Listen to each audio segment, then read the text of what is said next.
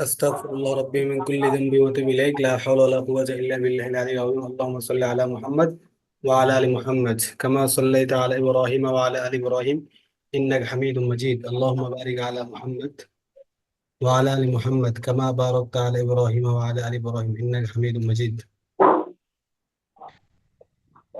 أعوذ بالله من الشيطان الرجيم بسم الله الرحمن الرحيم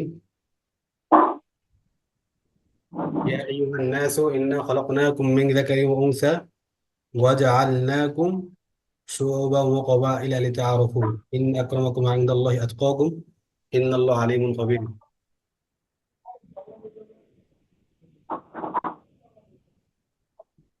وقال الله تعالى أيضا يا أيها الناس اتقوا ربكم الذي خلقكم من نفس واحدة وخلق منها زوجها وبث منهما رجالا كثيرا ونساء واتقوا الله الذي تساءلون به والأرحام إن الله كان عليكم رقيبا وقال رسول الله صلى الله عليه وسلم النكاح سنتي فمن رغب عن سنتي فليس مني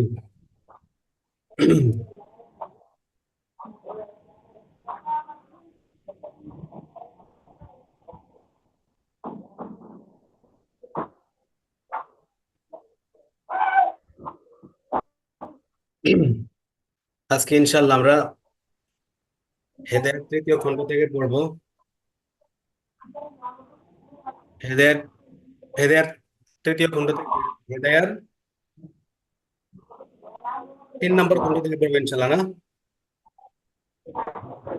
আর হেদায়েত 3 নম্বর খণ্ড কি নিয়ে?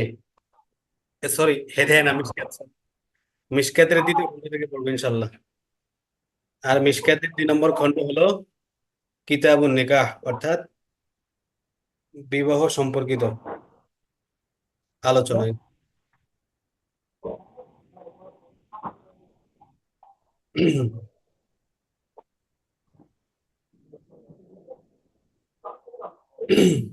আল্লাহ পাক পবিত্র কোরআনে বলেছেন যে ইয়া আইয়ুহান নাসু তাকু রাব্বাকুম, হে মানব সম্প্রদায় তোমরা তোমাদের প্রতিপালককে ভয় করো। আল্লাযী খলাকাকুম মিন নাফসিন ওয়াহিদা, যিনি তোমাদেরকে এক সত্তা হতে সৃষ্টি করেছেন। আর ওয়াজআলা মিনহা যাওজাহা, আর তাকে ওয়াজআলা মিনহা যাওজা, এবং তার থেকে তার জোড়াকে অর্থাৎ তার স্ত্রীকে আল্লাহ পাক সৃষ্টি করেছেন। ওয়াবাসসা মিনহুমা রিজালান কাসীরা ওয়া নিসাআ, আর তাদের উভয়ের মধ্য থেকে অনেক নারী পুরুষ দুনিয়াতে ছড়িয়ে ছিটিয়ে দিয়েছেন। ওয়াত্তাকুল্লাহাল্লাযী তাসাআলুনা বিহি ওয়াল আরহাম ইন্নাল্লাহা কানা আলাইকুম রাকিবা, অতএব তোমরা আল্লাহকে ভয় করো যে আল্লাহর নাম দিয়ে তোমরা একে অপর থেকে তাসাআলুনা বিহি, আল্লাহ পাকের নামের দোহাই দিয়ে তোমরা একে অপর থেকে কি করো? নিজেদের পাওনা চাও। ওয়াল আরহাম, এবং আত্মীয় স্বজনের ব্যাপারে তোমরা সতর্ক থাকো। ইন্নাল্লাহা কানা আলাইকুম রাকিবা, নিশ্চয়ই আল্লাহ পাক তোমাদের ব্যাপারে সচেতন, সদা সজাগ। আরো এরকম কোরআনের অনেক আয়াত আছে সূরা নিসার ভিতরে, এছাড়াও অন্যান্য জায়গায় যেগুলোর অর্থ আমরা বুঝতে পারি। যেমন একটা আছে ইয়া আইয়ুহান নাসু ইন্না খলাকনাকুম মিন যাকারিন ওয়া উনসা ওয়া জাআলনাকুম শুউবান ওয়া ক্বাবাইলা লিতাআরাফু, আল্লাহ পাক তোমাদেরকে এক নারী ও এক পুরুষ হতে সৃষ্টি করেছেন। ওয়া জাআলনাকুম শুউবান ওয়া ক্বাবাইলা লিতাআরাফু, অতঃপর তোমাদেরকে বিভিন্ন গোত্র বিভিন্ন সম্প্রদায় হিসেবে বিভক্ত করেছেন যাতে তোমরা একে অপরকে চিনতে পারো। পরে বলছেন ইন্না আক্রামাকুম ইনদাল্লাহি আতকাকুম ইন্নাল্লাহা আলিমুন খবীর, নিশ্চয়ই আল্লাহ পাকের নিকট ওই ব্যক্তি সবচেয়ে সম্মানিত যে তোমাদের ভিতরে বেশি তাকওয়াওয়ালা, তোমাদের ভিতরে যে বেশি কি নেককার, সে বেশি এখানে কি সম্মানিত। আর এক আয়াতে আল্লাহ পাক বলছেন লিতাসকুনু ইলাইহা ওয়া জাআলা বাইনাকুম মাওয়াদ্দাতাম ওয়া রাহমা, স্ত্রীকে সৃষ্টি করা হয়েছে কেন? লিতাসকুনু ইলাইহা, যাতে এখানে যাতে পুরুষ তার স্ত্রী থেকে শান্তিটা পায়, রিল্যাক্স, হ্যাঁ, মানসিক আধ্যাত্মিক যে প্রশান্তি এটা পায়। ওয়া জাআলা বাইনাকুম মাওয়াদ্দাতাম ওয়া রাহমা, এবং উভয়ের মাঝে আল্লাহ পাক মহব্বত, ভালোবাসার ইত্যাদি এগুলো সৃষ্টি করে দিয়েছেন। আর আল্লাহ রাসূল এরকম অনেক আয়াত আছে। আল্লাহ রাসূল সাল্লাল্লাহু আলাইহি সাল্লাম বলেছেন কি আন নিকাহু সুন্নতি ফামান রাগিবা আন সুন্নতি ফালাইসা মিন্নি, বিবাহ হল আমার সুন্নত, কেউ যদি এটা ত্যাগ করে, এড়িয়ে চলে, তাহলে সে কি করলো? ফালাইসা মিন্নি, সে আমার উম্মতের অন্তর্ভুক্ত না। আচ্ছা, হাদিসগুলো ইনশাল্লাহ সামনে আসবে যেহেতু আমরা কিতাবুল পড়তেছি। তো ইসলামী বিবাহটা খুবই গুরুত্বপূর্ণ একটা বিষয়। বিয়ে মানব জীবনের একটি গুরুত্বপূর্ণ অধ্যায়। কথা কি ক্লিয়ার শুনতে পাচ্ছেন আপনারা? হ্যাঁ হ্যাঁ, শুনতে পাচ্ছি। বিয়ে মানব জীবনের একটা গুরুত্ব। আপনাদের আমি মূল কিতাব শুরু করব। মূল কিতাবের আগে কিছু বিয়ে সম্পর্কে কিছু একজন লেখক আছেন পাকিস্তানের, ওনার নাম হল ইকবাল গিলানি রহমতুল্লাহ আলী। তো উনি বিবাহ সম্পর্কে একটা বই লিখছেন। ওই বইতে মনে করেন বিবাহের উপকারিতা এবং বিবাহ ছাড়া অন্যত্র অর্থাৎ বিবাহ বহির্ভূত সম্পর্ক স্থাপনার ক্ষতি, ঠিক আছে, এরকম অনেক বিষয়গুলা চম্বক অংশগুলা তিনি তুলে ধরছেন। তো এখান থেকে আমি কিছুটা পড়বো, এরপরে পড়েই চলে যাবো ডাইরেক্ট কিতাবে। তো বিবাহ হলো মানব জীবনের একটি গুরুত্বপূর্ণ অধ্যায়। পিতা মাতার কোলে যখন ছেলে জন্মগ্রহণ করে তখন তাদের আনন্দের কোনো সীমা থাকে না। পিতামাতা অত্যন্ত আদর যত্ন সহকারে সন্তান লালন পালনে লেগে যায়। পৃথিবীর সমস্ত দুঃখ কষ্ট সহ্য করে নিজের ছেলের আরামের ব্যবস্থা করে।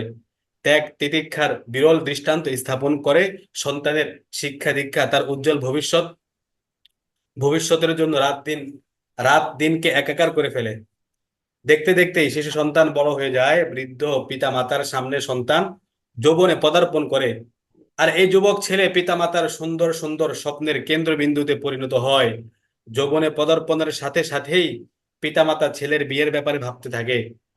বাবা মা তাদের সন্তানের জন্য এমন স্ত্রী খুঁজতে থাকে যে লাখে হবে একজন। বুঝছেন? এটা একটা সেন্সিটিভ একটা ইস্যু, একটা আবেগের একটা ইস্যু। হ্যাঁ, সন্তান, ছেলে সন্তান, পিতামাতার একটা কি আবেগের ইস্যু, বিশেষ করে মায়েদের জন্য। সন্তান যখন কর্মঠ হয়, যখন সে যোগ্য হয়, যখন যুবক হয়, তখন প্রত্যেক মা বাবারই চায় তার ছেলের বউ যখন যেন লাখের ভিতরে কি হয়, একজন হয়। বরকত ও কল্যাণের দোয়া করতে করতে এক সময় নববধূ ঘরে আসে। দোয়া করতে থাকে, এক সময় কি নববধূ ঘরে চলে আসে। কিছুদিন যেতে না যেতে অবস্থার পরিবর্তন শুরু হয়। পিতা মাতা যারা এই দুনিয়াতে সন্তানদের লালন পালনের দায়িত্ব পালন করে এসেছিল, ছেলেকে তাদের উপদেশ মেনে চলতে হয়। যে ছেলে আগে পিতা মাতার চোখের মণি ছিল, যে বউয়ের যে বউ এই ঘরে আসার পূর্বে লাখে একজন ছিল, কালের কালের এক পর্যায়ে তাকে অযোগ্য মনে হয়। এমনকি এক সময় ছেলে এই তিন পক্ষ এই তিন পক্ষ ছেলে, বউ, শ্বশুর শাশুড়ি একসাথে থাকা দুষ্কর হয়ে যায়। বুঝছেন? এমন এক, মানে যখন বিবাহ করার আগে ছেলে ছিল কি চোখের মণি, আর যখন ছেলেকে বিবাহ দিল তখন তার স্ত্রী ছিল কি, ছেলের বউ ছিল লাখের ভিতরে এক। কিন্তু এটা সময়ের বিবর্তনে, কালের আবর্তনে কি হয়, এই ভালোবাসা এই মহব্বত সবকিছু চলে যায়। এমনকি তখন ছেলে বউ শ্বশুর শাশুড়ি এক জায়গায় থাকাটা দুষ্কর হয়ে পড়ে। পিতামাতার কোলে সন্তান জন্মগ্রহণ করা জাহিলিয়াতের যুগের ন্যায় আজও অন্য চোখে দেখা হয়। কন্যা সন্তানের ব্যাপারটা বলতেছে। বর্তমানেও কি কন্যা সন্তানকে একটা দুর্ভাগ্যের কারণ মনে করা হয় জাহিলিয়াতের যুগের মতো। কন্যা সন্তানের শিক্ষা দীক্ষা তার সম্ভ্রম রক্ষা উপযুক্ত পাত্র রীতিনীতি অনুযায়ী যৌতুক সংগ্রহ করা সহ আরো বিভিন্ন বিষয় নিয়ে চিন্তায় পিতা মাতার ঘুম হারাম হয়ে যায়। এগুলো সমাজের ওই সমস্ত সংখ্যা গরিষ্ঠ লোকদের স্বভাব, যারা স্বাভাবিক জীবন যাপন করছে। ঠিক আছে, যারা স্বাভাবিক জীবন যাপন করছে এরকম সংখ্যা গরিষ্ঠ, একটা লঘিষ্ঠ। গরিষ্ঠ মানে কি বেশি না, আর লঘিষ্ঠ মানে কম। তো সমাজের অধিকাংশ লোকের জীবন ব্যবস্থাটা এমনই। এর ব্যতিক্রম কিছু থাকতে পারে। এখন আমি আপনাদেরকে কিছু পাকিস্তানের কিছু নিউজের কিছু হেডলাইন শুনি।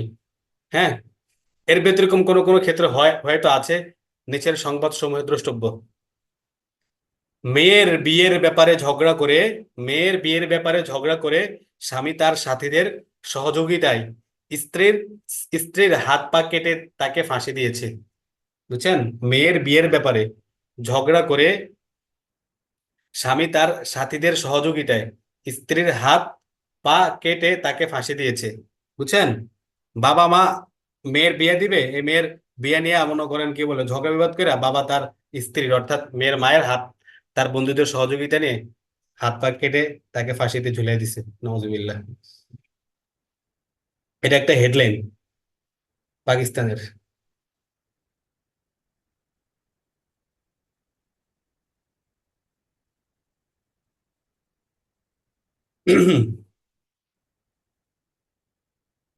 এক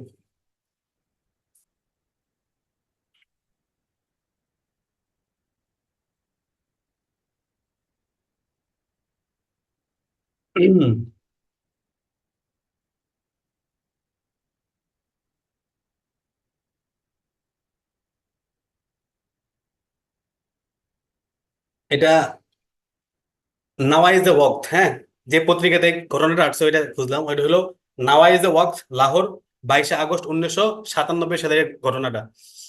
এটা হচ্ছে একটা ঘটনা। পরে দেখেন আর একটা, পছন্দ অনুযায়ী বিয়ের ব্যবস্থা না করায় ছেলে তার বাপকে গুলি করে হত্যা করেছে। পছন্দ মতো বিয়ে না করায় ছেলে তার বাপকে গুলি করে হত্যা করেছে। এটা উর্দু নিউজ, জেদ্দা, 16 নভেম্বর 1997 সালের। এই বইটা যেহেতু তৎকালীন লেখা, এই জন্য তৎকালীন ঘটনাগুলো আনা হয়েছে। মানে আপনারা এই এই কিতাবটা থেকে যদি কিছু পড়ে আপনারা বুঝতে পারেন মানে এই জিনিসটা কতটা সেন্সিটিভ। যদি মানে উভয়জনের ভিতরে তারাজি না থাকে বা বর্তমান যুগের ছেলে মেয়েদের চাহিদা অনুযায়ী বিষয়টা না হয়, তাদেরকে চাপিয়ে দেওয়া হয়, আর তাদের যদি দিনের বুঝ না থাকে, পরবর্তী রূপটা বা পরবর্তী অবস্থাটা কতটা ভয়ঙ্কর হতে পারে, এটা হালকা মানে হালকা টাচ সামাজিক। আমরা হয়তো দিনে পরিমণ্ডলে থাকি বলে আমরা এগুলো কল্পনা করতে পারি না, ঠিক আছে, কিন্তু সমাজের সংখ্যাগরিষ্ঠ মানুষের অবস্থা এমনই। আচ্ছা, আরেকটা, দ্বিতীয় বিয়ের অনুমতি না দেয় স্বামী তার স্ত্রীকে গুলি করে হত্যা করেছে। বুঝছেন? দ্বিতীয় বিয়ের অনুমতি না দেয় স্বামী তার স্ত্রীকে গুলি করে হত্যা করেছে। একজন পুরুষের কি মাসনা ও সুলাস ও রুবা, হ্যাঁ, দুই দুই অথবা তিন তিন অথবা চার, অর্থাৎ 4টা পর্যন্ত বিয়ে করতে পারবে। কিন্তু সে স্ত্রীর থেকে অনুমতি চাইতে গেছে, স্ত্রী তাকে অনুমতি না দেওয়ার কারণে কি করছে, স্বামী স্ত্রীকে একবার খতম করে দিছে। একবার খতম করে দিয়ে কি স্থায়ী ভাবে অনুমতি নিয়ে ফেললো। অথচ এই বিবাহের ক্ষেত্রে কি অনুমতি নেওয়া কোনো কি নেই, প্রয়োজন, এটা কোনো শরীয়ত সম্মত না। দ্বিতীয় বিবাহ করতে হলে প্রথম বিবাহের অনুমতি লাগবে, নাও ভালো, কিন্তু এটা শরীয়তের দিক থেকে কোনো দূষণীয় না। এটাও জং, সাপ্তাহিক জং, 1997 সালের কাহিনী। বিবাহিতা নারী তার প্রেমিকদের সহযোগিতায় স্বামীকে হত্যা করেছে। খালি হেডলাইন গুলো শুনেন না, রেফারেন্স তো বললামই সবগুলো পত্রিকার, পাকিস্তানের। দ্বিতীয় বিয়ের ব্যাপারে সম্মতি না দেয়ায় মাকে মৃত্যুর কোলে ঠেলে দেওয়া হয়েছে। বুঝছেন? লাভ ম্যারিজ, ব্যর্থতার শোকে প্রেমিক যুগল স্ব স্ব বাসগৃহে বিষ পানে আত্মহত্যা করেছে। স্ত্রী আদালত থেকে খোলা তালাক নিতে চাইলে স্বামী তার স্ত্রীর শরীরে অ্যাসিড নিক্ষেপ করেছে। এতে অবস্থা বেগতিক দেখে দুষ্কৃতির মামলা করা হয়েছে। খোলা বুঝেন, খোলা তালাক? জি জি। হ্যাঁ। হ্যাঁ, বুঝি গেছি। আচ্ছা, তো স্ত্রী আদালত থেকে খোলা তালাক চাইছে, আর স্বামী কি করছে, তাকে অ্যাসিড নিক্ষেপ করে। বোনের তালাক হয়ে যাবে এই আশঙ্কায় 3 ভাই মিলে ভগ্নিপতির বাপকে হত্যা করেছে। লাভ ম্যারেজকারী মহিলাকে আদালতে নিয়ে যাওয়ার সময় গুলি করা হয়েছে। জানাজার নামাজে মেয়ে পক্ষ বা শ্বশুর পক্ষের কেউ উপস্থিত হয়নি, আর স্বামী আগে থেকে জেলে বন্দি আছে। লাভ ম্যারেজ, বুঝছেন, বিবাহের আগে যে প্রেম করে, হ্যাঁ, হারাম সম্পর্ক করে যে বিবাহ করে, এটাকে বলা হয় কি, লাভ ম্যারেজ, মানে নিজেরা প্রেম করে বিবাহ। লাভ ম্যারেজকারী মহিলাকে আদালতে নিয়ে যাওয়ার সময় গুলি করা হয়েছে। গুলি তো করছে কে, স্বামী করবা বা এছাড়া আর কে করতে পারে? তো জানাজার নামাজে মেয়ে পক্ষ বা শ্বশুর পক্ষের কেউ উপস্থিত হয় নাই, মেয়েরও কেউ আসে নাই, শ্বশুর বাড়ির কেউ আসে নাই, আর স্বামী তো আগে থেকে কি জেলে। সন্তান না হওয়ায় স্বামী তার স্ত্রীর জীবনকে বেদনাদায়ক করে তুলছে। এই সমস্ত সংবাদ থেকে এই অনুমান করা কষ্টকর নয় যে আমাদের সমাজ ব্যবস্থা কত করুণ ভাবে চলছে। এই অবস্থার দাবি এই যে আমাদের গুণীজন শিক্ষিত ও সমাজের দায়িত্বশীলরা নারীদেরকে ইসলামী শিক্ষায় শিক্ষিত করবে। দাম্পত্য জীবনে ইসলাম নারী ও পুরুষকে যে অধিকার দিয়েছে তা সংরক্ষণ করবে। কিন্তু এ বাস্তবতা অত্যন্ত দুঃখজনক যে গত 50 বছর থেকে প্রিয় জন্মভূমি, ওনার কথা বলতেছেন, প্রিয় জন্মভূমি ভূমি পাকিস্তানকে এমন শাসকেরা শাসন করে আসছে যারা পাশ্চাত্য সমাজ ব্যবস্থার প্রতি এত উৎসাহী যে নিজেদের সমস্ত সমস্যা সমাধান ওই সমাজ ব্যবস্থার আলোকে করতে চায়। বর্তমানে সুপ্রিম কোর্টের এক জজের নেতৃত্বে নারী অধিকার সংক্রান্ত কমিশন যে সুপারিশ দেওয়া সরকারকে পেশ করেছে তা এই বাস্তবতারই স্পষ্ট প্রমাণ। বাংলাদেশেও কি এর বিপরীত না, বাংলাদেশও সেম এমনই। পাশ্চাত্যের শাসন, পাশ্চাত্যের ব্যবস্থা, ঠিক আছে, ইহুদি খ্রিস্টানদের যে সকল অনুশাসনগুলো আছে, নীতি নিয়ম আছে, এগুলাকে বর্তমানে সবাই ফলো করতেছে আর মনে করতেছে এটা আধুনিকতা। ইসলাম কে সরিয়ে ইসলামকে এখনো কি বিচার কার্যে এখনো পরিণত করা হয় নাই, যে কারণে এগুলা অহরহ ঘটতেছে। এই যে আমরা এগুলা এগুলা যে বলতেছি, যখন আমরা কিতাবটা শুরু করব তখন দেখবেন হাদিসে মানে আল্লাহ রাসূল সাল্লাল্লাহু আলাইহি সাল্লাম বিবাহের সময় কোন বিষয়কে প্রাধান্য দিতে বলেছেন, ঠিক আছে, কি কি দেখতে বলেছেন, হ্যাঁ, কিভাবে জীবন ব্যবস্থা শুরু করতে বলেছেন, বিবাহের পরে, সন্তান হওয়ার পরে, গর্ভকালীন অবস্থায়, তখন আমরা মানে জিনিসটা আমরা অনুধাবন করতে পারবো। আর এর বিপরীতে না করলে কি হয়, এটা এখন আমরা এখানে জানতে পারি, মানে এখানে একটু হালকা পাতলা জানতে পারলাম। দিনদার যদি না হয়, নারী যদি দিনদার না হয়, তাহলে তার দ্বারা কি না ঘটতে পারে। এটার একটা মানে কি বলে, নারী অথবা পুরুষ যেটাই, নারী যদি মনে করেন দিনদার না হয়, তাহলে তার দ্বারা তার স্বামীর হক আদায় হবে না, তার সন্তানদের হক আদায় হবে না। অনুরূপ পুরুষ যদি দিনদার না হয়, সেও কি করবে না, তার স্ত্রী সন্তানদের হক আদায় করবে না। তো এখানে দেখেন বিবাহের ক্ষেত্রে যত আয়াত তেলাওয়াত করা হয়, বিবাহের ক্ষেত্রে দেখবেন খুতবাতে যত আয়াত তেলাওয়াত করা হয়, সবগুলোর ভিতরে তাকওয়ার ব্যাপারটা কি প্রাধান্যতা পায়। তো এটা একটা তাকওয়ার সম্পর্ক। তাকওয়া হলে সমস্ত সম্পর্ককে দেখভাল করা বা সমস্ত সম্পর্কের যত্ন নেওয়াটা সহজ। এর বিপরীতে যদি তাকওয়া না থাকে, তার যতই ধন সম্পদ থাকুক, যত ডিগ্রিধারী হোক, কখনো সে কি করতে পারবে না, হক আদায় করতে পারবে না।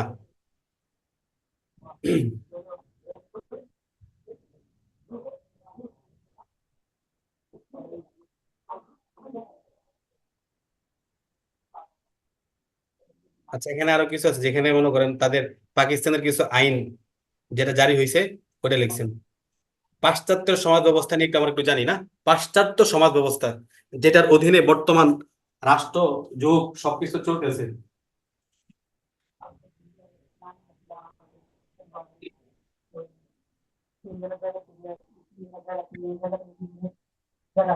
আফওয়ান। আচ্ছা,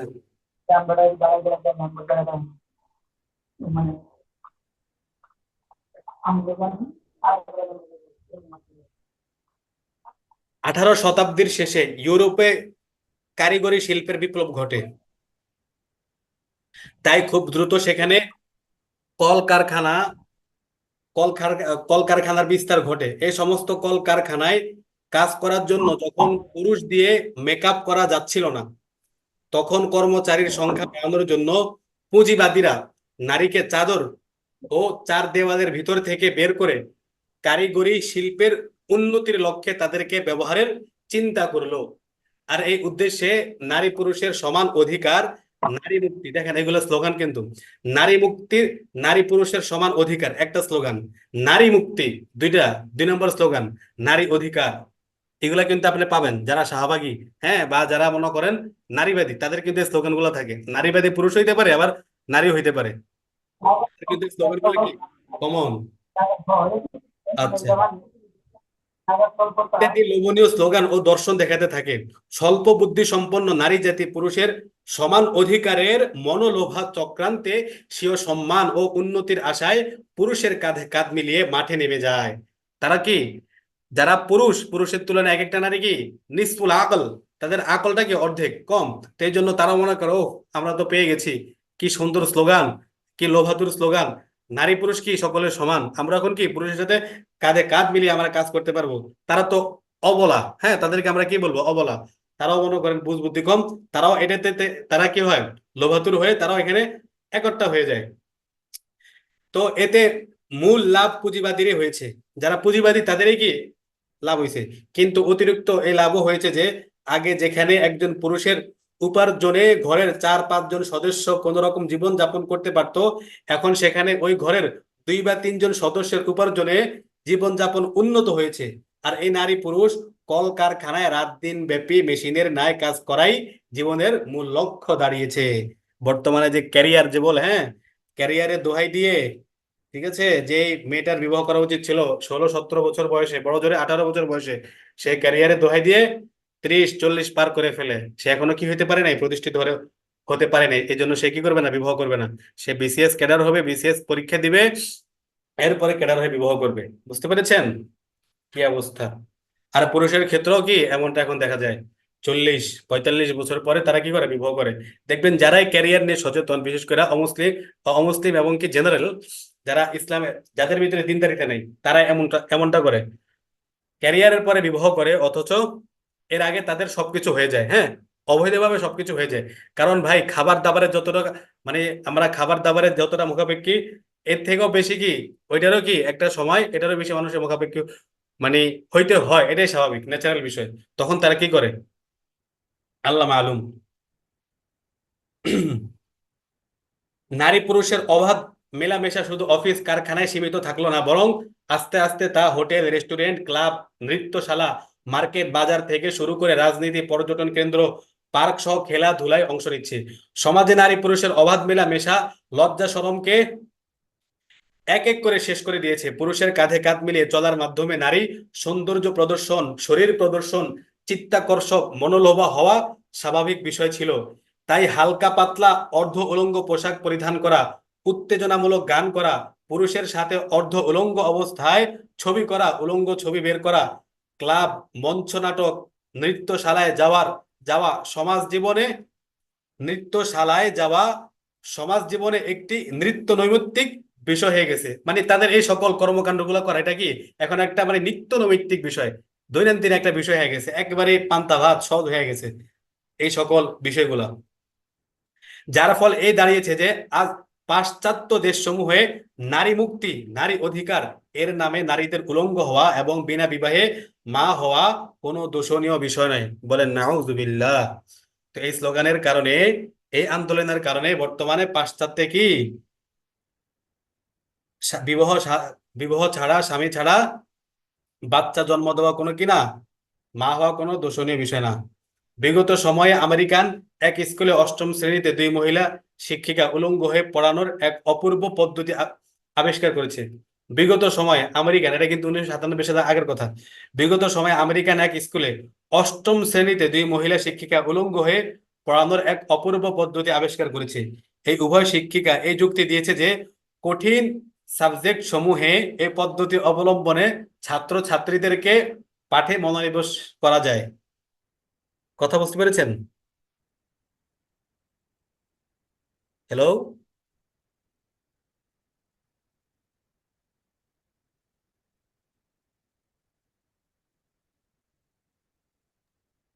হ্যাঁ হ্যাঁ, বুঝতে পারছি বুঝতে পারছি, শুনতেছি। দেখছেন কি থিওরি! এই অবস্থায় নাকি ক্লাসের কঠিন সাবজেক্ট গুলো নাকি বুঝে আসে, মাথা থেকে কি বেরোতেছে তাদের, দেখছেন? ইটালিতে হম। মাসোলিনির নাতনি সংসদ সদস্য হওয়ার জন্য উলঙ্গ হয়ে উপস্থিত লোকদের সামনে বক্তব্য রেখেছে এবং ভোট চেয়েছে। মানে তাদের আমার কতটা অ্যাভেলেবেল, কতটা মানে সস্তা হয়ে গেছে, কতটা ইজি। হ্যাঁ, যেরকম পুরুষ একটা সে গেঞ্জি খুলে হাঁটতে পারে, তারা কেন পারবে না? এই যে এই যে একটা স্লোগান, এই যে একটা ভাবনা, ঠিক আছে, এটাকে কেন্দ্র করে তারা এখন এভাবে চলতেছে। বর্তমান পৃথিবীতে মানবাধিকার নিয়ে সবচেয়ে বড় গলাবাজ আমেরিকার আমেরিকার ইন্ডিয়ানায় নেগেট সিটি নামে একটি এলাকা আছে, যার অধিবাসীদের শরীরে আকাশ ও জমিন কখনো পোশাক দেখে নাই, নাউজুবিল্লাহ। বর্তমান পৃথিবীতে মানবাধিকার নিয়ে সবচেয়ে বড় গলাবাজ আমেরিকার ইন্ডিয়ানা, একটা জায়গার নাম ইন্ডিয়ানায় নেকেড সিটি নামে একটা এলাকা আছে, আমেরিকার একটা এলাকা, যার নাম কি নেকেড সিটি। তো ওইখানের অধিবাসী যারা, তাদের পরনে কখনো কোনো পোশাক নাই, ছিল না। যার অধিবাসীদের শরীরে আকাশ ও জমিন কখনো কোনো পোশাক দেখে নাই। ওইখানে প্রতি বছর সমগ্র পৃথিবীর জন্মগতভাবে উলঙ্গ হতে আগ্রহী নারীদের ওমেন নিউ ওয়ার্ল্ড নামে একটি প্রতিযোগিতা হয়ে থাকে। বুঝছেন? ওইখানে প্রতি বছর সমগ্র পৃথিবীর জন্মগতভাবে উলঙ্গ হতে আগ্রহী নারীদের একটা ওমেন নিউ ওয়ার্ল্ড নামে একটা প্রতিযোগিতা হয়, যারা জন্মগতভাবে উলঙ্গ হতে আগ্রহী, জন্মের সময় যে পোশাক ছিল ওই পোশাকে থাকতে সবসময় কি আগ্রহী, তাদেরকে নিয়ে একটা প্রতিযোগিতা হয় সেই নেগেট সিটিতে। 1996 সালে ফ্রান্সের প্রেসিডেন্ট সেরাকের কন্যা ক্লাডের বিনা বিবাহে সন্তান হয়েছে। তাতে ক্লাড বাচ্চার বাপের নাম বলতে অস্বীকার করেছে, কিন্তু এতে ক্লাডের বাপের মাথায় মোটেও কোনো চিন্তা আসেনি। আমেরিকার সাবেক প্রেসিডেন্ট রিগানের স্ত্রী নেন্সি রিগান আবিষ্কার করেছে যে যখন আমি রিগানের সাথে বিবাহ বন্ধনে আবদ্ধ হই, তখন আশা অনুযায়ী 7 মাস পর আমাদের কোলে মেয়ে হয়েছে।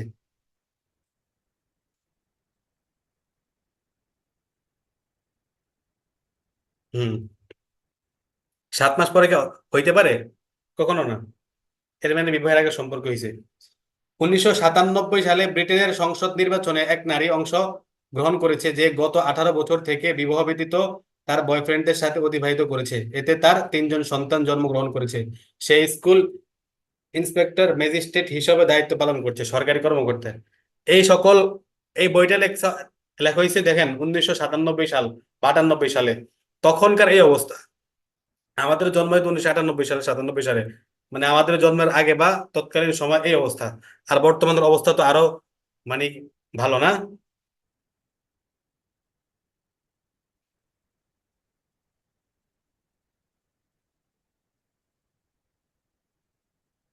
এখানে কিছু জরিপ দেওয়া আছে, হ্যাঁ।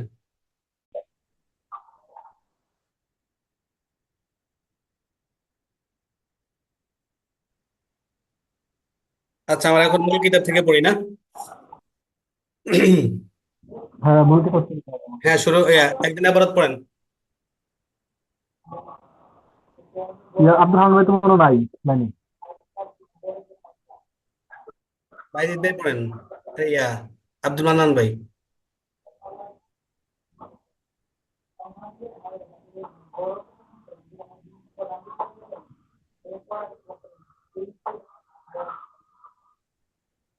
আব্দুল হামিদ ভাই কি আছে লাইনে?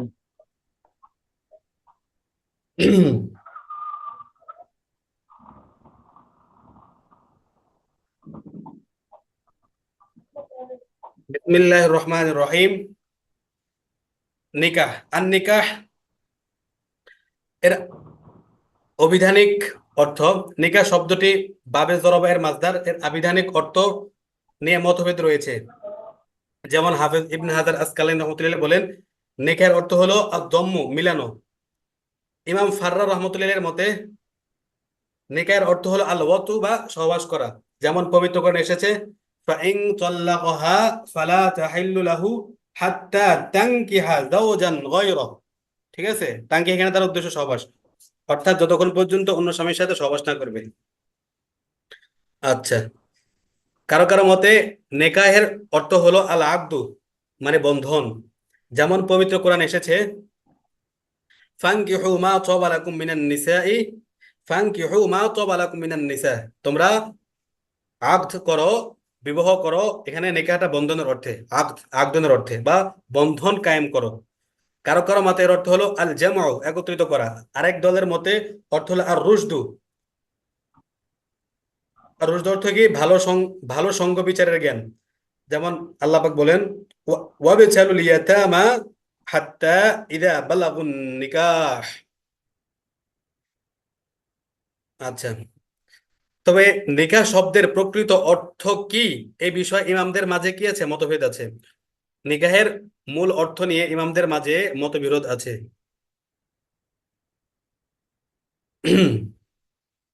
ইমাম আবু হানিফার মতে রহমতুল্লাহ আলাইহি, নিকাহের হাকিকি অর্থ হলো ওয়াতউন, মানে সহবাস করা। আর মাজাজি অর্থ হলো আকদ বা বন্ধন।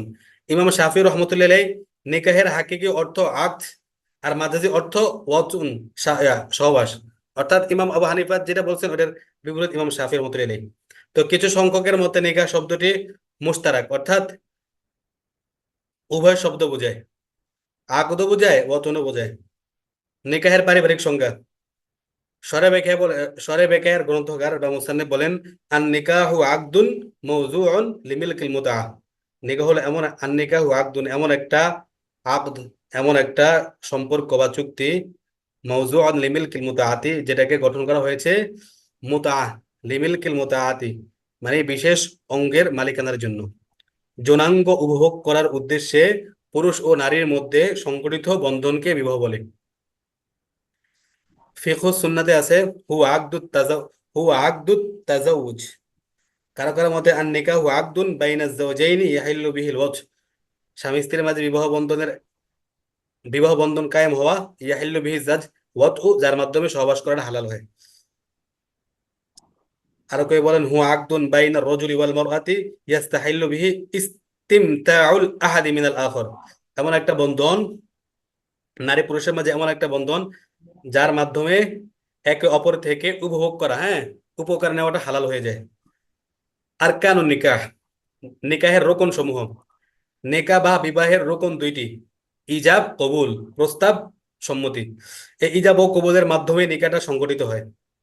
স্বামী ও স্ত্রী উভয়ের মধ্য হতে যে কারো যে কারো প্রথম উক্তিকে ইজাব বা প্রস্তাব বলা হয়, আর এর উত্তরে প্রদত্ত সম্মতি জ্ঞাপক উক্তিকে কবুল বলা হয়। আচ্ছা, এটা গেল রোকন। রোকন দুইটা, ইজাব আর কবুল। আর শর্ত কি? শর্ত নিকাহ, বিবাহের শর্ত হলো, এখানে শর্ত দ্বারা উদ্দেশ্য হলো আল মুরাদুল্লাতি হিয়া খারিজাতুন আনি শাইইল মাওকুফি আলাইহা, অর্থাৎ বস্তুর বহির্গত নির্ভরশীল উপাদানকে শর্ত বলা হয়। অর্থাৎ কোনো জিনিসের বাইরের যে সকল বিষয়, মানে বাইরের বিষয়ের উপর ডিপেন্ড করে, বাইরের বিষয়ের উপর নির্ভরশীল হয়ে ভিতরের জিনিসটাকে বোঝায়, ওইটাকে বলা হয় কি? মূলত শর্ত। বস্তুর বহির্গত নির্ভরশীল উপাদানকে শর্ত বলা হয়। এই মূলনীতি হিসাবে বিবাহের শর্ত দুইটি: একটা হলো আশরতুল আম, আরেকটা হলো আশরতুল খাস।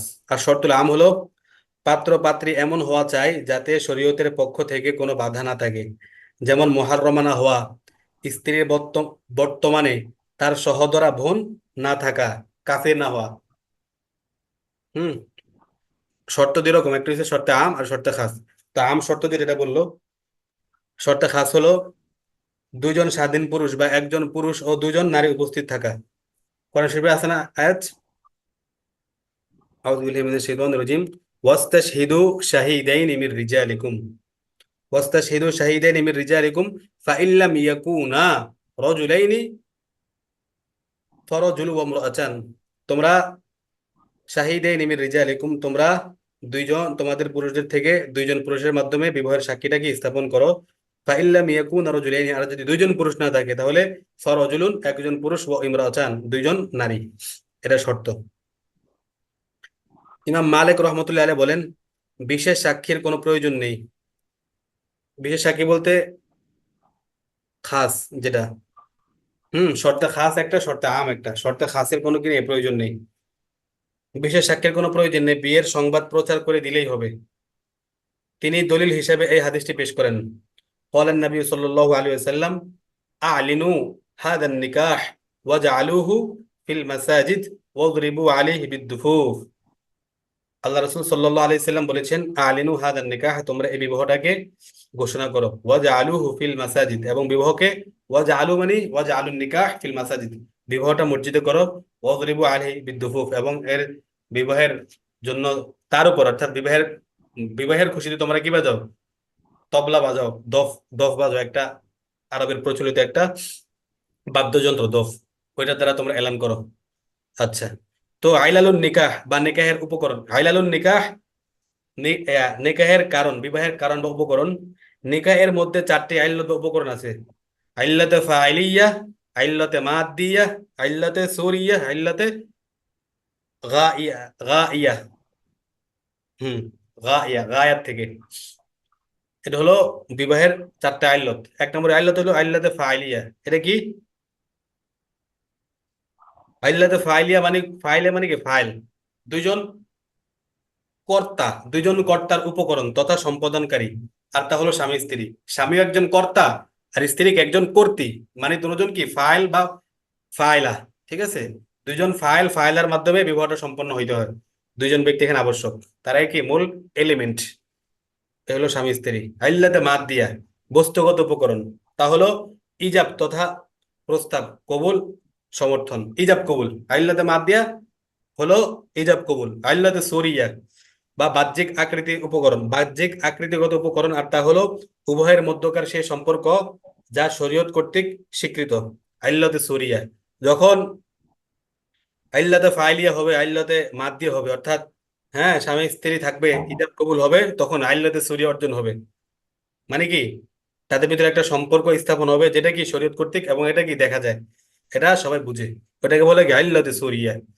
নাম্বার 4 আইল্লাতে গাইয়া, উদ্দেশ্য, হ্যাঁ, বা উদ্দেশ্যমূলক উপকরণ, আর তা হলো নিকাহের সাথে সংশ্লিষ্ট উপকারিতা।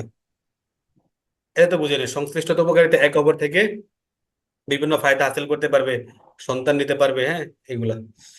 উল্লেখ্য আইল্লাতে আরবা বা উপকরণ উপকরণ চতুষ্টয়ের মধ্যে হতে আইল্লাতে মাদ্দিয়া তথা ইজাব ও কবুলের মাধ্যমে বিবাহটা সংঘটিত হয়।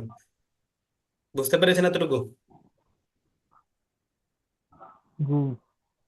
আকসামুন নিকাহ, নিকাহের প্রকারভেদ। ইসলামী শরীয়ত বিবাহকে চার ভাগে বিভক্ত করেছে। আকসামুন নিকাহ চারটা, একটা হলো আন নিকাহুস সহিহ, আন নিকাহুল ফাসিদ, আন নিকাহুল বাতিল, আন নিকাহুল মাওকুফ। আন নিকাহুস সহিহ, মাহারাম নয় এমন মহিলাকে দুইজন সাক্ষীর উপস্থিতিতে বিবাহ করা, এটা হচ্ছে কি নিকাহে সহিহ। মাহারাম অর্থাৎ গায়ের মাহারাম কাউকে দুইজন সাক্ষীর উপস্থিতিতে বিবাহ করা।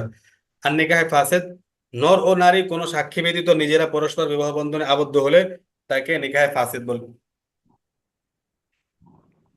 বুঝছেন? ফাসেদ, ফাসেদ আর বাতিল এর ভিতরে পার্থক্য আছে। ফাসেদ মানে এখনো পুরোপুরি শেষ হয় নাই, ওইটাকে মওকুফের মতো, ওইটাকে আবার কার্যকর করা যাবে। আর যেটা বাতিল ওটা তো একবারে বাতিল, ওটা হয় নাই বিষয়টা।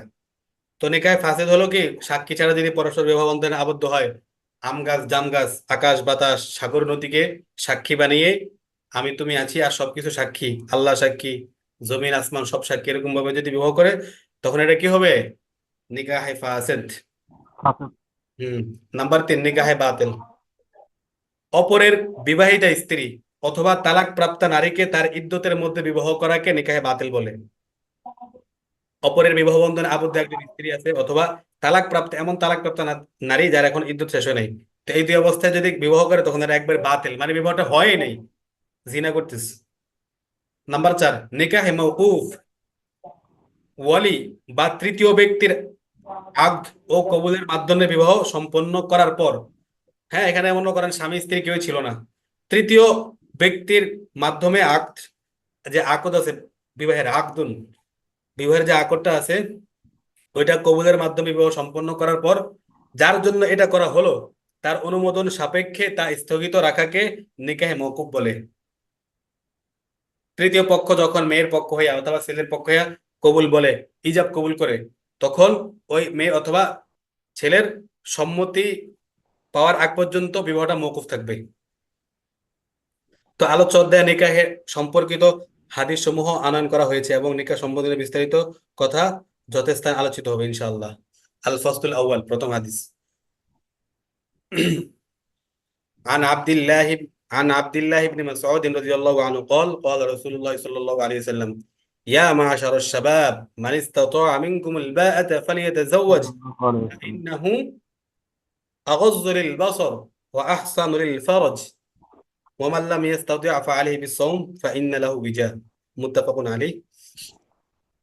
হযরত আব্দুল্লাহ ইবনে মাসউদ রাদিয়াল্লাহু তাআলা আনহু থেকে বর্ণিত আছে, আল্লাহ রাসূল তিনি বলেন, আল্লাহ রাসূল সাল্লাল্লাহু আলাইহি সাল্লাম বলেছেন, ইয়া মাআশারাশ শাবাব, হে যুবক সম্প্রদায়, মানিস্তাতা মিনকুমুল বাআতা, তোমাদের ভিতরে যারা সক্ষম, মিনকুমুল বাআতা, তোমাদের মধ্যে যারা বিবাহিত সক্ষম, মানিস্তাতা মিনকুমুল বাআতা, তোমাদের মধ্যে যারা কি বিবাহ করতে সক্ষম।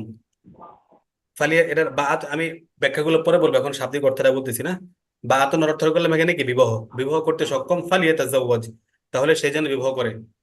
তাহলে বিবাহ করলে ফায়দাটা কি হবে? ফাইন্নাহু আগাযযু লিল বাসার, কারণ এই বিবাহটা তার দৃষ্টি সংযত করার কারণ হবে। আগাযযু লিল বাসার, দৃষ্টি সংযত করার, ওয়া আহসান লিল ফারজ, এবং লজ্জাস্থান হেফাজত করার মাধ্যম বা কারণ হবে। ওয়ামাল্লাম ইয়াস্তাতি ফা আলাইহি বিসসাওম, আর কেউ যদি বিবাহ করতে সক্ষম না হয় বা সামর্থ্য না থাকে, তাহলে সে যেন রোজা রাখে। ফা ইন্না লাহু উজা, কেননা রোজা তার পক্ষে ঢাল স্বরূপ হবে তখন, বা তাকে তখন রোজাটা কি করবে, কন্ট্রোল করবে, তার জন্য ঢাল হবে। এটা হলো শাব্দিক অর্থ। নেকার অর্থটা বলছি না, নেকাটা ভাবে জরাবা থেকে আসে, ফাতহা থেকে তো আসতে পারে, নাকা হাইয়ান কি হও বা নাকা হাইয়ান কাহু, অর্থ তো মিলানো বা সহবাস করা, বন্ধন, মিলানো, সহবাস করা, বন্ধন, বা বালবন্ধ বিচারের জ্ঞান, এই টাইপের অর্থ আসে। ইমাম আবু হানিফা এটার অর্থ নেন, ইমাম আবু হানিফা রহমতুল্লাহ বলেন এটার হাকিকি অর্থ হলো সহবাস করা, আর মাজাজি অর্থ হলো কি, বন্ধন। আর ইমাম শাফি রহমতুল্লাহ বলেন এটার হাকিকি অর্থ হলো বন্ধন, আর মাজাজি অর্থ কি, সহবাস করা। এটা তো মাত্র আলোচনা করলাম না। এর পারিভাষিক অর্থ হলো আকদুন উজিয়া লিমিল কিল মুতাহ। হুয়া আকদুন উজিয়া লিমিল কিল মুতাহ। মুতাহাতুন মানে কি? উপভোগ্য অঙ্গ, অর্থাৎ যে অঙ্গ দ্বারা উপভোগ করা যায়, হ্যাঁ, মজা পাওয়া যায়, ওইটাকে বলে কি? মুতাহ। ওই অঙ্গ অর্থাৎ বিশেষ অঙ্গটার মালিকানা লাভ করা। আচ্ছা,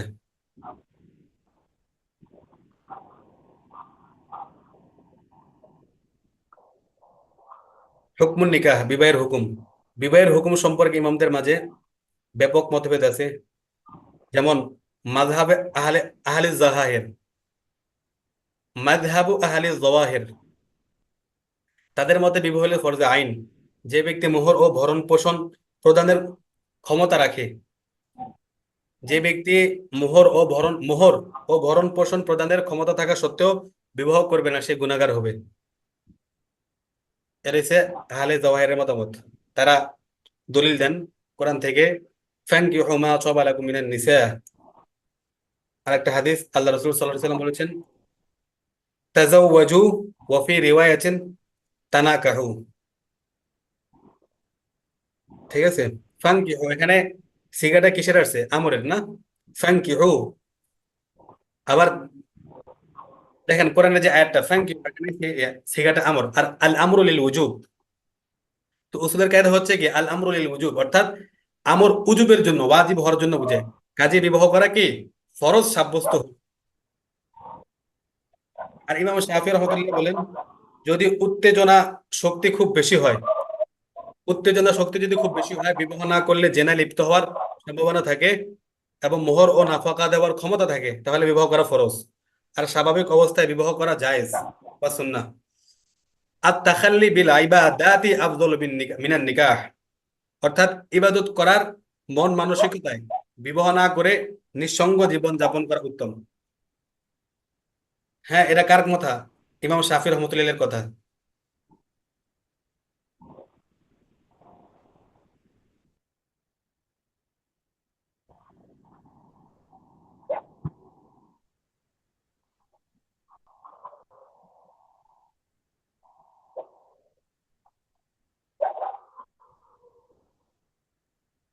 মিহাক ভাই কি লিখছেন, এখন থেকে আমি কিতাবের সামনের এবারত পড়বো ইনশাআল্লাহ। ইনশাআল্লাহ, মাশাআল্লাহ, আল্লাহ কবুল করুক। সব কিতাবের আমিন। পড়বেন ইনশাআল্লাহ, ঠিক আছে? ইনশাল্লাহ ইনশাল্লাহ। হুম। তাহলে এখন তো আমাদের 10টা ক্লাস শুরু হবে এখান থেকে, সবগুলো ক্লাস, হ্যাঁ, তাই না? এখন থেকে তো মানে সবগুলো ক্লাস 10টা থেকে শুরু হবে, সামনে থেকে। না সমস্যা নাই, তো যতটুকু পারেন হ্যাঁ অতটুকু করেন।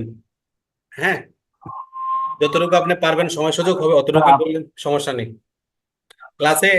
না হ্যাঁ, না, যারা আমি ইনশাল্লাহ ইনশাল্লাহ প্রত্যেকটা কিতাবেরই সামনের আবার দেখার চেষ্টা করবো, ইনশাল্লাহ যতটুকু পারি আমি করবো। বলতেছি এখন সামনে থেকে আমাদের ক্লাসগুলো তো আমাদের এখন থেকে 9:30 তো হইতো এখন। বাইজিৎ ভাই আজকে বললো কি, বাইজিৎ ভাই তো না, আপনি আব্দুল মান্নান ভাই বললো উনি নাকি 10টা থেকে ক্লাস করতে পারবেন, এর আগে নাকি সম্ভব না। তো আমি বললাম বাইজিৎ ভাইয়ের সাথে হ্যাঁ, পরামর্শ উনি করেন, আমাকে। যেহেতু আপনারা দুজনে ক্লাস করেন, আপনারা দুইজন হ্যাঁ, একটা সিদ্ধান্তে আসেন, এরপর থেকে ইনশাল্লাহ আমরা আপনাদের সময় মতো ক্লাস করাবো। ঠিক আছে না, আপনি? আমাকে মেসেজ পাঠাইছো হোয়াটসঅ্যাপে। জি। পরে আমি পাঠাইছো, আমি ওকে বলছি, আমাকে উনি মেসেজ পাঠাইছো, মেসেজ পাঠাইছো। পরে এখন কি আপনি বললাম কি ঠিক সাড়ে আছে, 9টা থেকে 10টা থেকে করবেন দিব। নাকি 10টা থেকে? 10টা থেকে। 10টা থেকে না, সব সময়ের জন্য? হ্যাঁ, ঠিক আছে ইনশাল্লাহ। 10টা, ইনশাল্লাহ। হুম। আচ্ছা, ইমাম শাফি রহমতুল্লাহ দলিলটা আমরা শুনলাম, উনি বলতেছেন কি, এখানে আমর যেহেতু, আমরের সিগা যেহেতু ব্যবহার হয়েছে, আর এটা ওয়াজিবের জন্য কি ব্যবহার হয়ে থাকে, তো এই জন্য বিবাহর যদি সামর্থ্য থাকে মোহর এবং নাফাকা দেওয়ার, তাহলে বিবাহ করাটা ফরজ। আর উনি আরেকটা কথা বলছেন, আত তাখাল্লি বিল ইবাদাতি আফযল মিনান নিকাহ। হ্যাঁ, ইবাদতের জন্য নিজেকে ফারেক করে নাও, এটা বিবাহ করা থেকে উত্তম। দলিল দিতেছেন কি, আল্লাহ তাআলা বলেন, ওয়া উহিল্লা লাকুম মা ওয়ারা'a যালিকুম ওয়া সাইয়্যিদান ওয়া হাসূরা ওয়া নাবিয়্যাম মিনাস সলিহিন। এই আয়াত দয়া দ্বারা তারা দেন, দলিল দেন। আর ইমাম আবু হানিফা রহমতুল্লাহ এর মতে অবস্থা অনুপাতে বিবাহের হুকুম কয়েকটি, এটাই বেশি গ্রহণযোগ্য যে আমরা বলবো এখন। যেমন যদি যদি যৌন উত্তেজনা বেশি হয়, বিবাহ না করলে জিনায় লিপ্ত হওয়ার সম্ভাবনা রয়েছে এবং বিবাহ করার সামর্থ্য থাকে তাহলে বিবাহ করা ফরজ। আচ্ছা, আর সামর্থ্য না থাকলে রোজা রাখতে হবে। ফাআলাইহি বিসসাওম ফাইন্না লাহু বিজাহ। এটা হচ্ছে একটা ফরজের অবস্থা না। নাম্বার দুই, যৌনাকাঙ্ক্ষা তীব্রতর হলে তার জন্য বিয়ে করা ওয়াজিব। নাম্বার তিন, স্বাভাবিক অবস্থায় বিয়ে করা সুন্নত, যেমন আন-নিকাহু মিন সুন্নতি ফামান রাগিবা আন সুন্নতি ফালাইসা মিন্নি। আল জওয়াবু আন দালিলিল মুখালিফাইন, যারা এই কথার বিপরীতে বলছেন তাদের দলিল, তাদের বিরোধী দলিল। আহলে জাহেরের আহলে জাওয়াহিরের দলিলগুলো জবাবে বলা যায় যে তারা যে সকল আমর দ্বারা ওজুব সাব্যস্ত করেছেন তা সব সময়ের জন্য প্রযোজ্য নয়, বরং গলাবাতের শাহওয়াতের জন্য প্রযোজ্য, যখন শাহওয়াতের মাত্রাটা বেশি হবে তখন। আর ইমাম শাফি রহমান, এরা কি, এরা আহলে জাওয়াহিরের মতামতটা উনি এখানে খণ্ডন করলেন। আর ইমাম শাফি রহমতুল্লাহের দলিলের জবাবে বলা যায় যে যে বিবাহে ফি নাফসিহি, যে বিবাহ ফি নাফসিহি মুবাহ কাজ, ফি নাফসি মানে কি মূলত, হ্যাঁ, বা স্বয়ংক্রিয়ভাবে মুবাহ কাজ, তার বিভিন্ন কারণে তা ওয়াজিব হয়ে যায়। হুম।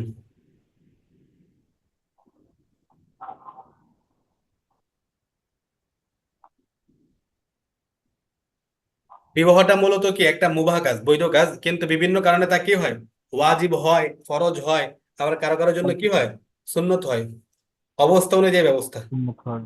এখন দেখেন আল বা আতুন শব্দের অর্থ, আল বা মিনকুমুল বা শব্দটির অভিধানে কিছু অর্থ পাওয়া যায়, যেমন আল মুআজামুল ওয়াসিতে আছে যে আল বাউ আন নিকাহুল মুবাহ ওয়াল জিমা, বিবাহ এবং যৌন ক্ষমতা।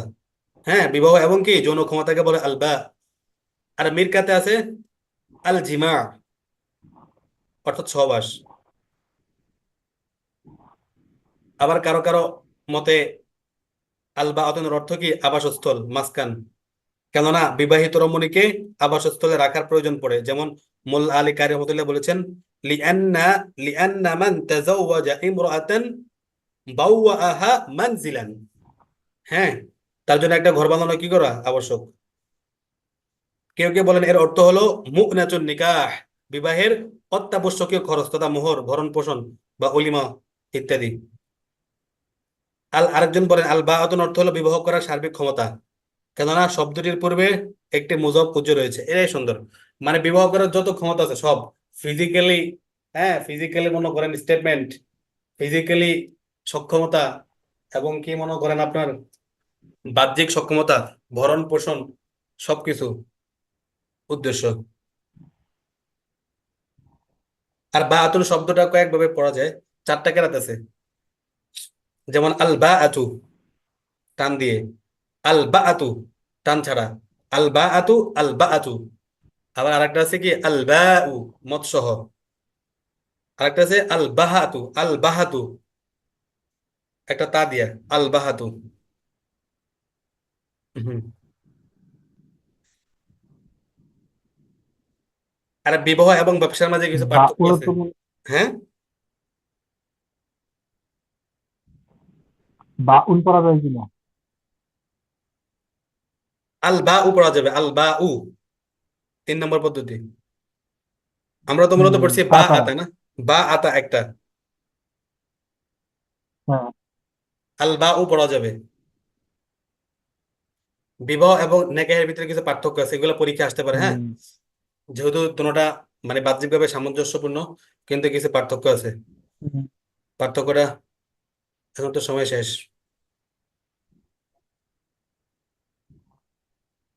বিবাহ এবং ব্যবসার ভিতরে পার্থক্যতা, বিবাহের উপকারিতা,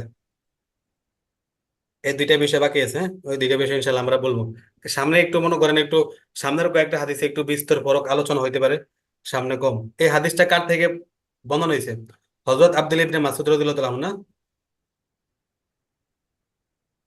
জি। হায়াতে মুসান্নিফিন বা ইয়া হায়াতে রাবি, রাবির জীবনী, হযরত আব্দুল্লাহ ইবনে মাসউদ রাদিয়াল্লাহু তাআলা আনহুর জীবনী সম্পর্কে আমরা ইনশাআল্লাহ আগামী ক্লাসে জানবো। বিবাহের উপকারিতা এবং বিবাহ এবং ক্রয় বিক্রয়ের ভিতরে যে পার্থক্যতা, এটা ইনশাল্লাহ আমরা আগামী দরসে জানবো ইনশাল্লাহ। আজকে এই পর্যন্তই। আর আপনি আজকে একটা প্রশ্ন করে, আজকে একটা কথা হয়েছিল না, গতকালকে, ইয়া হেদায়ের যে মূল অ্যাবারট গুলা, হ্যাঁ, ওটা আপনি যেটা বলছেন এটা আপনার কথাটা ঠিক আছে, তবে এভাবে হেদায়ার মনে করেন যেখানে ইমাম কুতির রহমতুল্লাহ আলাইহি, ইমাম কুতুরি রহমতুল্লাহ কোন এবারত আনছেন, তখন এটা আনছেন প্রথমে, ঠিক আছে, আউয়াল। আর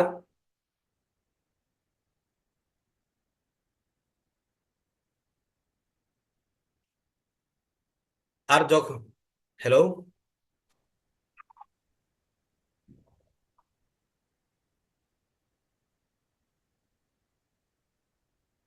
আছেন? হ্যাঁ, ওকে। তো আপনার আজকে যে কালকে যেটা বলা হয়েছিল হেদায়া কিতাব নিয়ে না, তো আপনি এখানে যেটা বলছেন ওইটাই। তো আমি এখানে আর কিছু অ্যাড করি কথার মাঝখানে। প্রথমে মনে করেন হেদায়া, হেদায়া গ্রন্থকারের হেদায়া মোসান্নে হেদায়া মোসান্নেফের যদি কোনো হেদায়া কুতুরি কিতাব থেকে যদি কোনো মানে লেখা আনেন বা কোনো এবারত আনেন, তখন তিনি এটা আনছেন প্রথমে। আর জামে সগির ইমাম মোহাম্মদ রহমতুল্লাহ জামে সগিরের কথাটা আনছেন কি এবারতের শেষে, বুঝছেন? কুতুরের মাসলাগুলা, এবার হ্যাঁ, এবারও তো সত্যি বলতে কথা তো কথা তো একটাই যে আপনি প্রথম যে শুরুতে মানে বাচ্চাটা বললেন, বাবে এই শুনেন, বাচ্চাটা বাব যেটা আছে না বললেন। যে বাব, ওই বাবের আহ, ও- শুরুতে কুতুরের মাসালাগুলো আনছেন আর বাবের শেষে আনছেন জামে সগিরের মাসালাটা। আর দেখেন কুদুরি এবং জামে সগিরের ও- ইবারতের মধ্যে পার্থক্য থাকলে সেই ক্ষেত্রে ওয়াফিল জামিয়া সগিরি বলে তিনি এটা স্পষ্ট করে দিছেন। যদি কুদুরি আর জামে সগিরের, হ্যাঁ, মূলত দেখেন এই যে আমাদের মুসান্নিফ রহমতুল্লাহ বুরহানুদ্দিন আল মারগানানি রহমতুল্লাহ মূলত তো কিতাব লিখছেন কি বিদায়াতুল মুনতাহিনা, বেদায়াতুল মুনতাহি। আর ওই কিতাবটা লিখছেন মূলত জামিয়া সগির আর কুদুরি থেকে। তৎকালীন উনি মানে হেদায়া বিদায়াতুল মুনতাহি লেখার আগে ছিল ইয়া কুদুরি এবং জামিয়া সগির। এই কিতাবটা অনেক মানে কি বলে অনেক মানে ভালো একটা কিতাব ছিল এবং মহতাবার একটা কিতাব ছিল। তো তিনি ওই কিতাব দুইটাকে সমন্বয় করে লিখছেন বেদায়াতুল মুনতাহি। পরে আবার বেদায়াতুল মুনতাহির সরা লিখছেন ৮০ খন্ডে কেফায়াতুল মুনতাহি। এরপরে লিখছেন কি, তো ইয়া হেদায়া কিতাবটা। আর হেদায়া কিতাবের এখন প্রথমে এখানে, তো হ্যাঁ, প্রথমে তো বেদায়াতুল মুক্তাদি লিখলেন, বেদায়াতুল মুক্তাদির পরে কেফায়াতুল মুক্তাদি। কেফায়াতুল মুনতাহি লিখছেন সরা ৮০ খণ্ড। এরপর আবার ৮০ খণ্ডের হ্যাঁ, সার হ্যাঁ, নির্দেশটাকে ৪ খণ্ডে নিয়ে আসছেন হেদায়া কিতাব, যেটা আমরা বর্তমানে পড়তেছি। তো এখানে হ্যাঁ। আপনি যেটা বলছেন আপনারটাও ঠিক আছে। এখানে মানে যদি যদি কলা দ্বারা কোন এবারত বোঝায়, তখন এটা হবে ইমাম কুতুব রহমতুল্লাহ আলাইহির। আর সাধারণত উনি ইয়া, প্রথমেই বাবের প্রথমে কুতুরের এবারত আনছেন আর শেষে আনছেন জামে সগিরের এবারত। আর যদি তাদের উভয়ের মাঝে বা এবারতের মধ্যে যদি কোনো পার্থক্য থাকে জামে সগির আর কুতির মধ্যে, তখন তিনি ওয়াফিল জামিয়া সগিরি বলে তিনি এটা কি করে দিতেন, উল্লেখ করে দেন। হুম। হুম, হুম। আবার অনেক জায়গায় দেখবেন আল মুখতাসার লেখা আল মুখতাসার। তো এখানে মুখতাসার দ্বারা এখানে তিনি কুতুরি কিতাবটা বুঝিয়েছেন। আর দেখবেন অনেক জায়গায় লেখা আল কিতাব, হ্যাঁ, শুধু আল কিতাব। তো আল কিতাব দ্বারা উনি জামিয়া সগিরকে বুঝাইছেন। হ্যাঁ, হ্যাঁ। হুম। যাক আর আর এতটুকু। কিতাব দ্বারা তো মূলত খুদরি বোঝায় না, আর কিতাব দ্বারা না, আল কিতাব দ্বারা এখানে জামিয়া সগির উদ্দেশ্য। মানে হেদায়ত হেদায়ত আবার তাল কিতাব দ্বারা জামি সেগুলোর উদ্দেশ্য। হ্যাঁ, হ্যাঁ, হেদের ভিতরে। আর আর ওদের এগুলো বুঝাইছেন তো আল সাধারণত মুখতাসার বলে। কিন্তু অনেক নুসখা সম্ভবত ইয়া লেখা আছে, কলার সাথে নিচে লেখা থাকে আল কুদরি। অনেক নুসখা এরকম আছে।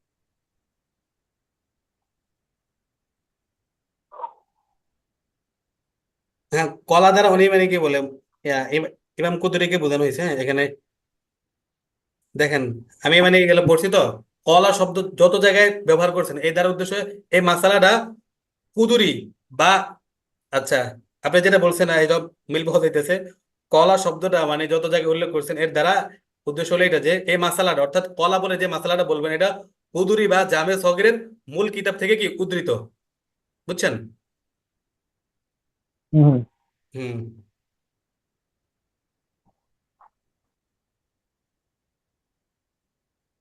আর এই যে জহিরুর রেওয়ায়া দ্বারা তো কি বোঝায় এটা জানেন না? জহিরুর রেওয়ায়া, জহিরুর রেওয়ায়া ধরে তো দ্বারা ইমাম উদ্দেশ্য, মোহাম্মদ রহমতুল্লাহ। হ্যাঁ, 6টা কিতাব মাশাল্লাহ। মাকসুদ জিয়াদাত, জামে সগির, জামে কাবির, সিয়ারে সাগির, সিয়ারে কাবির। আর এছাড়া যদি কোনো কিছু আনেন তখন এখানে বলেন কি মাসাইলুন নাওয়াদির।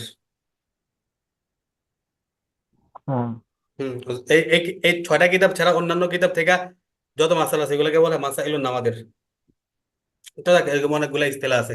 হম। তো ঠিক আছে, আজকে এই পর্যন্তই। সুবহানাক আচ্ছা ইনশাল্লাহ আগামী ওয়া বিহামদিকা আশহাদু আল্লা ইলাহা ইল্লা আনতা আস্তাগফিরুকা ওয়া আতুবু ইলাইক। আসসালামু আলাইকুম ওয়া রাহমাতুল্লাহ। ওয়ালাইকুম আসসালাম।